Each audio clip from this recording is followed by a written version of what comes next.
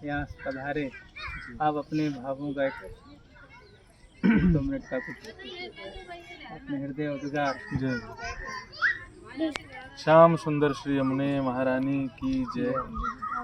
सर्वप्रथम तो ब्रज में रहते हुए तो 24 वर्ष हो गए, लेकिन जन्म ही ब्रज का है।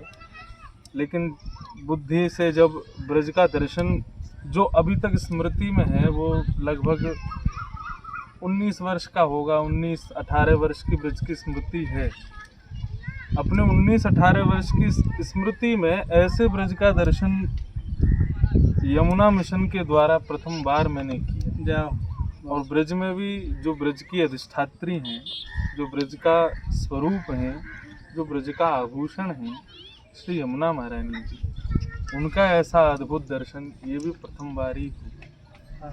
अभी पूज्य महाराज जी श्री गोपेश बाबा के परम सानिध्य में ऐसा मंगलमय यमुना मिशन का कार्य देखने को मिला।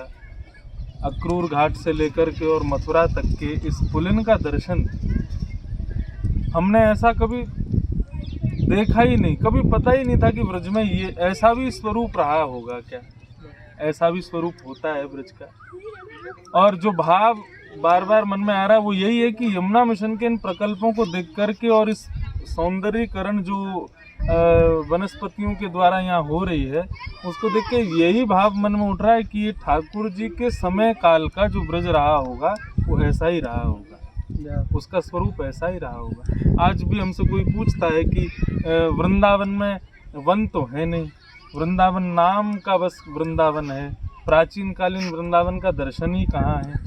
आजकल आधुनिकताएं इतनी हो गई हैं, उनमें फिर बार बार मन में एक ही भाव आता है कि वृंदावन का वास्तविक दर्शन केवल निधिवन में है या फिर तटीय स्थान में है। लेकिन अब कोई पूछेगा कि वास्तविक वृंदावन कहाँ है, तो यमुना मिशन का ये मार्ग वास्तविक वृंदावन, ये वास्तविक ब्रज का दर्शन है। मानव के नेत्रों को, हृदय को सबसे ज्यादा सुख देने वाली 3 वस्तु, जलाशय, विशाल पर्वत और हरियाली। जब भी अशांत मन हो तो हरियाली दिख जाए या जलाशय दिख जाए या पहाड़ दिख जाए तो अपने आप शांति का प्रवाह होने लग जाता है।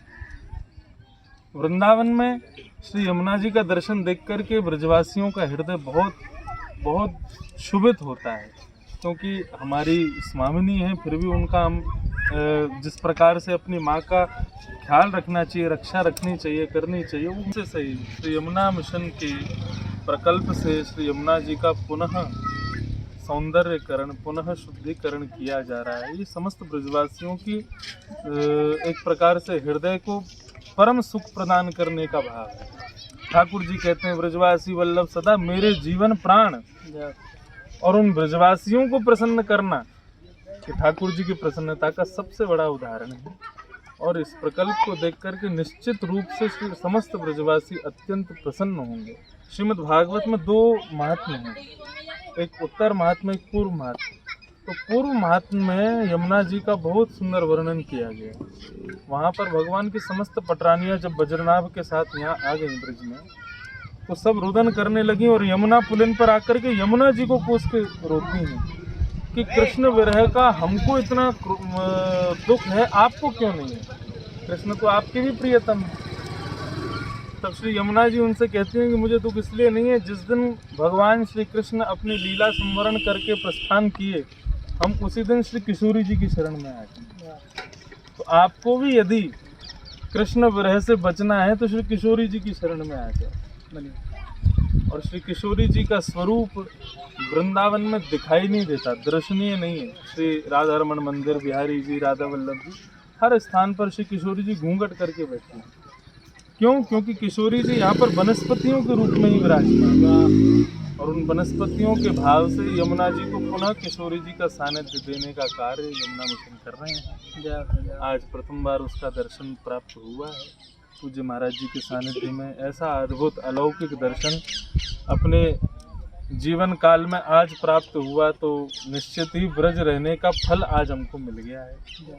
ब्रज में जन्म लेने का फल आज प्राप्त हुआ है। यमुना मिशन के समस्त पदाधिकारियों को, समस्त कार्यकर्ताओं को, समस्त फॉलोअर्स को और समस्त प्रेमी जनों को मेरी बहुत बहुत शुभकामनाएं। श्री राधा रमन लाल जी आपको खूब बल प्रदान करें।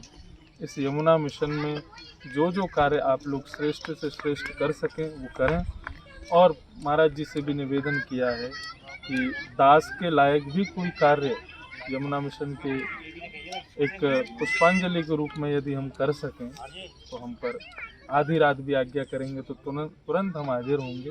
बस इसी भाव के साथ में अपनी वाणी को विराम देता हूँ। आप सबको बहुत बहुत शुभकामनाएं, बधाई और खूब खूब बल ठाकुर जी आपको दें, ऐसी प्रार्थना करता हूँ।